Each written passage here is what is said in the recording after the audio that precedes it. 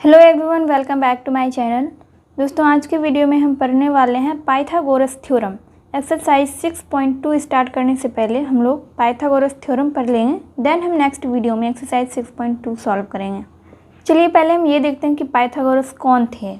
यहाँ पर जब आप इसको पढ़ेंगे लिखा हुआ है, पाइथागोरस एक यूनानी दार्शनिक थे। उनका जन्म 6वीं शताब्दी ईसा पूर्व हुआ था। उन्होंने समकोण त्रिभुज की भुजाओं की लंबाइयों के बीच संबंध स्थापित करने हेतु यानी संबंध स्थापित करने के लिए एक प्रमेय का सत्यापन किया, जिसे पाइथागोरस प्रमेय के नाम से जाना जाता है। तो पाइथागोरस एक यूनानी दार्शनिक का नाम था और उन्होंने क्या किया, समकोण त्रिभुज की भुजाओं की लंबाइयों के बीच संबंध स्थापित करने के लिए एक प्रमेय का सत्यापन किया, एक प्रमेय बनाया जिसको पाइथागोरस प्रमेय के नाम से जाना जाता है। यहाँ पर लिखा हुआ है समकोण त्रिभुज। तो समकोण त्रिभुज का मतलब क्या होता है, जिस त्रिभुज में एक कोण 90 डिग्री का हो उसको हम समकोण त्रिभुज कहते हैं। जैसे कि ये वाला त्रिभुज आप यहाँ पर देख रहे हैं, इसमें एक कोण जो है वो समकोण है, यानी एक कोण 90 डिग्री का है। ये सीधी रेखा पर ये वाली रेखा लंब डाल रही है, तो यहाँ पर समकोण बन रहा है। तो ऐसे त्रिभुज को हम कहेंगे समकोण त्रिभुज। और यहाँ पर लिखा हुआ है लंब, कर्ण और आधार। चलिए इसको हम पढ़ते हैं। कोण के आधार पर त्रिभुजों को वर्गीकृत करते समय हमने देखा है कि जिस त्रिभुज का एक कोण 90 डिग्री हो वह समकोण त्रिभुज कहलाता है। समकोण त्रिभुज की भुजाओं को विशेष नाम दिया जाता है। समकोण के सामने वाली भुजा को कर्ण यानी हाइपोटेनस कहते हैं। ये है समकोण और इसके सामने वाली भुजा ये वाली है, जिसको हम कहते हैं कर्ण यानी हाइपोटेनस, जो कि 3 भुजाओं में से सबसे बड़ी भुजा होती है। इन तीनों भुजाओं में से सबसे बड़ी भुजा ये वाली होती है, जिसको हम कर्ण कहते हैं।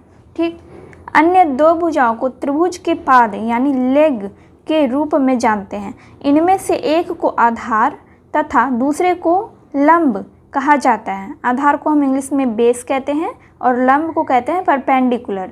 ठीक है, कर्ण का इंग्लिश मीनिंग होता है हाइपोटेनस, आधार यानी बेस, लंब यानी कि परपेंडिकुलर। और यहाँ पर त्रिभुज का नाम दिया गया है ABC। तो भुजा BC जो है ये हो गया कर्ण और भुजा CA या AC ये लंब हो गया और AB भुजा AB क्या हो गया, आधार। तो इस भुजा का नाम दिया गया है A, इस भुजा का नाम C और इस भुजा का नाम B दिया गया है। चलिए यहाँ से हम इसको और अच्छे से समझते हैं। यहाँ पर हमने समकोण त्रिभुज का परिभाषा देखा और यहाँ हमने देखा कि पाइथागोरस प्रमेय क्या है। तो यहाँ पर लिखा हुआ है समकोण त्रिभुज की भुजाओं की लंबाइयों के बीच संबंध स्थापित करने के लिए एक प्रमेय का सत्यापन किया गया, जिसे पाइथागोरस प्रमेय के नाम से जाना जाता है। तो यहाँ पे हमने लिखा है, उसकी परिभाषा हम इस तरह से दे सकते हैं। पाइथागोरस प्रमेय किसी समकोण त्रिभुज के तीनों भुजाओं के बीच एक संबंध बताने वाला प्रमेय है। पाइथागोरस प्रमेय क्या करता है, समकोण त्रिभुज के भुजाओं के बीच संबंध स्थापित करता है। समकोण त्रिभुज, जैसा कि मैंने आपको बताया, जिस त्रिभुज का एक कोण 90 डिग्री हो वह समकोण त्रिभुज कहलाता है। तो यहाँ पर हम एक समकोण त्रिभुज बनाते हैं, इस तरह से एक त्रिभुज बनाते हैं और ये वाला हो गया, ये वाला 90 डिग्री का कोण हो गया, यानी कि समकोण हो गया। इसका नाम हम दे देते हैं ABC। तो दोस्तों हमने यहाँ पर एक समकोण त्रिभुज बना लिया। अब यहाँ पर हम A लिखेंगे, मतलब A और C की लंबाई कितनी है, A हमने मान लिया, A और B की लंबाई B, B और C की लंबाई C। पाइथागोरस प्रमेय के according A square equal to B square plus C square होता है। स्क्वायर का मतलब क्या होता है, वर्ग। यानी पाइथागोरस प्रमेय कहता है कि समकोण त्रिभुज में जो कर्ण होता है उसका स्क्वायर इन दोनों भुजाओं के स्क्वायर के योग के बराबर होता है। तो ये हो गया हमारा पाइथागोरस प्रमेय, इसको हम कहते हैं पाइथागोरस प्रमेय। पाइथागोरस प्रमेय में क्या होता है, समकोण त्रिभुज में कर्ण का स्क्वायर यानी कर्ण का वर्ग शेष दोनों भुजाओं के वर्गों के योग के बराबर होता है, यानी ए स्क्वायर बराबर बी स्क्वायर प्लस सी स्क्वायर। ये हो गया हमारा पाइथागोरस प्रमेय। चलिए हम इसको और अच्छे से समझते हैं। यहाँ पर दिया गया है, यहाँ पर हमें इसे फिल करना है। त्रिभुज का नाम ए स्क्वायर बी स्क्वायर सी स्क्वायर बी प्लस सी स्क्वायर, मतलब हमें यहाँ पर सिद्ध करना है। और यहाँ पर कुछ त्रिभुज दिए गए हैं, 3 त्रिभुज दिए गए हैं और इसी से हमें इसमें फिल करना है। इसका लंबाई हम देखेंगे ए स्क्वायर कितना है, बी स्क्वायर कितना है और सी स्क्वायर कितना है। उसके बाद हम ये देखेंगे कि ए स्क्वायर बी स्क्वायर प्लस सी स्क्वायर के बराबर है या नहीं, और भुजा ए के सामने की कोण की माप क्या है। चलिए इसको हम सॉल्व करते हैं। यहाँ पर 3 त्रिभुज दिया गया है, इसका हम नाम देंगे पहले। तो यहाँ पर लिखेंगे हम ए बी और सी। इसमें हम लिख देंगे ए बी सी। त्रिभुज का नाम क्या है, A B C. A square और बी स्क्वायर, तो ए यहाँ पर कितना है 5, यानी कि सेंटीमीटर में ये सब दिया गया है। 5 सेंटीमीटर, 4 सेंटीमीटर और 3 सेंटीमीटर। ए है हमारा 5, तो यहाँ पे लिखेंगे 5 का स्क्वायर। बी स्क्वायर यानी बी कितना है 4, तो यहाँ पर 4 का स्क्वायर। सी है 3, 3 का स्क्वायर। 5 का जब हम स्क्वायर करेंगे तो कितना हो जाएगा 25। 4 का स्क्वायर करेंगे तो कितना होगा 16। 3 का स्क्वायर 9। बी स्क्वायर प्लस सी स्क्वायर। बी का स्क्वायर हमने किया कितना हुआ 16। सी का स्क्वायर किया 9 और ए का स्क्वायर है 25। 16 और 9 को जोड़ने पे कितना होता है 25। 25 बराबर 25, यानी कि यहाँ पर हम लिख सकते हैं ए स्क्वायर बराबर बी स्क्वायर प्लस सी स्क्वायर। भुजा ए के सामने के कोण की माप, भुजा ए, तो ये है भुजा ए और इसके सामने का कोण ये वाला है।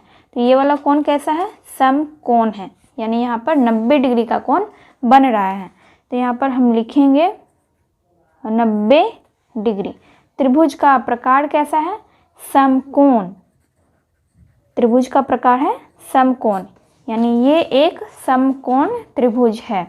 नेक्स्ट फिगर में हम देखते हैं, तो इसमें हम नाम दे देते हैं त्रिभुज का ए बी और सी। ए स्क्वायर, यहाँ पर ए है 10, ठीक है। 10 का स्क्वायर हम करेंगे तो कितना हो जाएगा 100 हो जाएगा। फिर है बी, बी 8 है, तो 8 का स्क्वायर करेंगे तो हो जाएगा 64। और सी है 6, 6 का स्क्वायर करेंगे तो हो जाएगा 36। 6 गुना 6 36, 8 गुना 8 64, 10 गुना 10 100 हो गया। यहाँ पर हमें करना था 6 गुना 6 36। और बी स्क्वायर प्लस सी स्क्वायर है, यानी कि इसको और इसको हमें जोड़ना है। 64 और 36 को जोड़ेंगे हो जाएगा 100, यानी हम यहाँ पर कह सकते हैं ए स्क्वायर बराबर बी स्क्वायर प्लस सी स्क्वायर, यानी कि ए स्क्वायर जो है वो बी स्क्वायर प्लस सी स्क्वायर के बराबर है। यानी इसका कर्ण जो है ये इस दोनों भुजाओं के बराबर है, इस दोनों भुजाओं के स्क्वायर के योग के बराबर है। भुजा ए के सामने के कोण की माप, भुजा ए यहाँ पे है और इसके सामने का कोण है ये, जो कि समकोण बना रहा है। यहाँ पे कोण का माप लिखेंगे हम 90 डिग्री। त्रिभुज का प्रकार, त्रिभुज किस तरह का है, त्रिभुज है समकोण, यहाँ पर हम लिखेंगे समकोण। नेक्स्ट फिगर यहाँ पर है, इसका भी हम नाम दे देते हैं। इसमें हम लिखेंगे बी सी और यहाँ पर ए बी और सी। ये हो गया त्रिभुज का नाम ए बी सी, और यहाँ पर भी ए बी सी लिखेंगे। ए स्क्वायर, ए है 13 और 13 का स्क्वायर हम करेंगे तो हो जाएगा 169 169। और उसके बाद बी का स्क्वायर करना है, बी है 12, 12 गुना 12 करेंगे तो 144 हो जाएगा 144। सी का स्क्वायर करेंगे, सी है 5, 5 गुना 5 25 हो जाएगा। और बी स्क्वायर प्लस सी स्क्वायर करना है, बी स्क्वायर है 144 और सी स्क्वायर है 25। तो इस दोनों को ऐड करने पर हो जाएगा 169, 169। इस तरह से हम कह सकते हैं कि ए स्क्वायर बराबर बी स्क्वायर प्लस सी स्क्वायर। ए स्क्वायर कितना है 169 और बी प्लस सी स्क्वायर कितना आया 169। इसीलिए हम यहाँ पर लिख सकते हैं ए स्क्वायर बराबर बी स्क्वायर प्लस सी स्क्वायर। भुजा ए के सामने के कोण की माप, भुजा ए यहाँ पर है और इसके सामने का कोण है यहाँ पर, और यहाँ पर समकोण बन रहा है, 90 डिग्री का कोण बन रहा है। तो यहाँ पर हम लिखेंगे 90 डिग्री। और त्रिभुज किस प्रकार का है? त्रिभुज है समकोण। तो इस तरह से हमने इसको सॉल्व कर लिया। अब हम एक और क्वेश्चन देखेंगे। इधर कुछ और क्वेश्चन दिए गए हैं, क्वेश्चन नंबर 3 और क्वेश्चन नंबर 4। क्वेश्चन नंबर 3 में है एक त्रिभुज की भुजाएं 6 सेंटीमीटर, 8 सेंटीमीटर तथा 10 सेंटीमीटर लंबी है। निर्धारित कीजिए कि क्या वह समकोण त्रिभुज है। तो दोस्तों हमने पढ़ा हुआ था कि समकोण त्रिभुज में क्या होता है, समकोण के सामने वाली भुजा को कर्ण कहते हैं, जो कि 3 भुजाओं में से सबसे बड़ी भुजा होती है। यहाँ पर जो कोण का भुजाओं का माप दिया गया है, एक भुजा है 10 सेंटीमीटर जो कि सबसे लंबी भुजा है। 10 सेंटीमीटर वाली भुजा को हम क्या मानेंगे? कर्ण। तो चलिए हम इसका एक फिगर बनाते हैं। जो माप क्वेश्चन नंबर 3 में दिया गया है उसी माप का हम एक त्रिभुज बनाते हैं। क्वेश्चन नंबर 3 देख के हम लिखेंगे 6 सेंटीमीटर, 8 सेंटीमीटर और 10 सेंटीमीटर। हम एक लाइन खींचेंगे 8 सेंटीमीटर की। ये स्केल जो है यहाँ से थोड़ा डैमेज है, इसलिए हम यहाँ से ले रहे हैं, ठीक है। अगर यहाँ से हम लेते तो 8 सेंटीमीटर हमारा यहाँ पर आता, लेकिन जब हम यहाँ से ले रहे हैं तो 8 सेंटीमीटर हमारा यहाँ पर होना चाहिए, ठीक है। तो यहाँ से लेकर हम यहाँ तक लाइन खींचेंगे। ये 8 सेंटीमीटर वाली एक लाइन है, यहाँ पे 8 सेंटीमीटर हम लिखेंगे। अब हम 6 सेंटीमीटर का एक लाइन खींचेंगे। 6 सेंटीमीटर यहाँ से यहाँ तक आना चाहिए, लेकिन हम यहाँ से ले रहे हैं तो इसलिए इसको यहाँ पर रखते हैं। इस तरह से हम रखेंगे और एक लाइन खींचेंगे। ये हो गया हमारा 6 सेंटीमीटर का। अब इसको हम मापते हैं क्या ये कर्ण जो बनेगा ये 10 सेंटीमीटर का है या नहीं। इस तरह से हम रखेंगे, इस जगह से हम इसको इस तरह से रखेंगे और ये 11 पे आ रहा है। यहाँ से रख रहे हैं तो इसलिए यहाँ पे आ रहा है, तो मतलब ये 10 सेंटीमीटर का है। अगर हम यहाँ पर रख के लाइन खींचते तो ये यहाँ पर आता, मतलब पूरा 10 सेंटीमीटर होता। और इस तरह भी ये 10 सेंटीमीटर ही आ रहा है, क्योंकि हम इसके आगे से ले रहे हैं, एक से हम ले रहे हैं और यहाँ तक हम लाइन खींचेंगे जो कि 10 सेंटीमीटर का है। यहाँ पर हम लिखेंगे 10 सेंटीमीटर और ये 6 सेंटीमीटर, और इसमें एक समकोण भी बन रहा है, यानी कि 90 डिग्री का कोण बन रहा है। इसका हम नाम दे देते हैं इस भुजा का A B C, ठीक। यहाँ पर हम लिखेंगे A स्क्वायर बराबर B square plus C square. तो A है हमारा 10 सेंटीमीटर, तो यहाँ पे लिखेंगे 10 का स्क्वायर बराबर B है 6 सेंटीमीटर, तो यहाँ पे लिखेंगे 6 का स्क्वायर प्लस C है 8 सेंटीमीटर, 8 का स्क्वायर। 10 गुना 10 करेंगे 100 हो जाएगा, और 6 गुना 6 36, और 8 गुना 8 64। 100 यहाँ पर लिखेंगे 100 बराबर 36 और 64 को जब जोड़ेंगे हो जाएगा 100। तो दोस्तों इस तरह से हम कह सकते हैं कि ये त्रिभुज जो है एक समकोण त्रिभुज है। चलिए हम नेक्स्ट क्वेश्चन देखते हैं।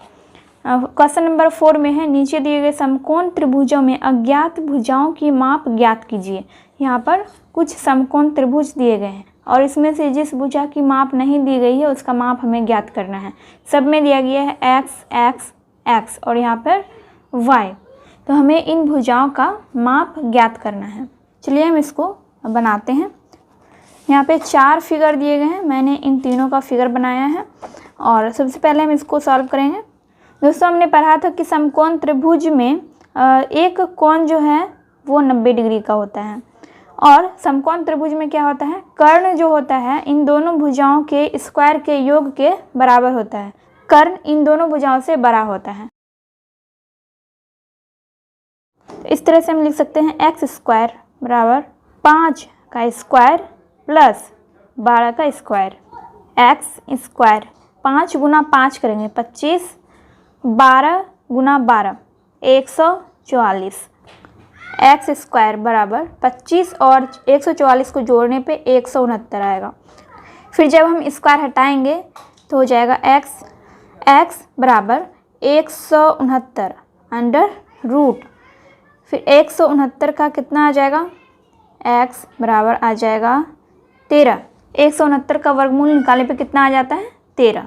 तो इसका माप हो गया 13 सेंटीमीटर। जैसा कि हमने पढ़ा था कि कर्ण जो होता है इन दोनों भुजाओं से बड़ा होता है। तो एक भुजा 5 सेंटीमीटर है, एक भुजा 12 सेंटीमीटर है और एक्स हो गया हमारा 13 सेंटीमीटर। चलिए नेक्स्ट देखते हैं। इसमें एक भुजा है 6 सेंटीमीटर, एक 8 सेंटीमीटर और एक कर्ण हमें ज्ञात करना है, एक्स का मान हमें ज्ञात करना है।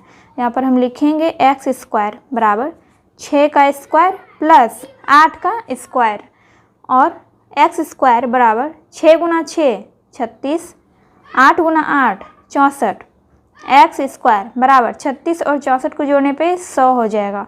फिर जब हम स्क्वायर हटाएंगे तो हो जाएगा 100 अंडर रूट। और फिर इसका जब हम वर्गमूल निकालते हैं तो हो जाएगा x बराबर 10। ठीक है, तो x का मान आ गया यहाँ पे 10 सेंटीमीटर। थर्ड नंबर में एक भुजा है 12 सेंटीमीटर, एक भुजा 13 सेंटीमीटर है और x का मान हमें ज्ञात करना है। लेकिन यहाँ पर कर्ण का मान दिया गया है। AC क्या है, कर्ण है, कर्ण का माप दिया गया है। तो जैसा कि हम लोगों ने पढ़ा था कि कर्ण सबसे बड़ी भुजा होती है, इन दोनों भुजाओं के स्क्वायर के योग के बराबर होता है कर्ण। इस तरह से हम लिखेंगे 13 का स्क्वायर बराबर 12 का स्क्वायर प्लस एक्स स्क्वायर। 13 का स्क्वायर करेंगे तो हो जाएगा 169, 12 का स्क्वायर करेंगे तो 144 प्लस एक्स स्क्वायर। फिर जब हम 144 को इस साइड लाएंगे तो 144 माइनस में बन के आएगा। तो इस तरह से लिख सकते हैं 169 माइनस 144 बराबर एक्स स्क्वायर। अब हम एक्स स्क्वायर को इस साइड ले आते हैं।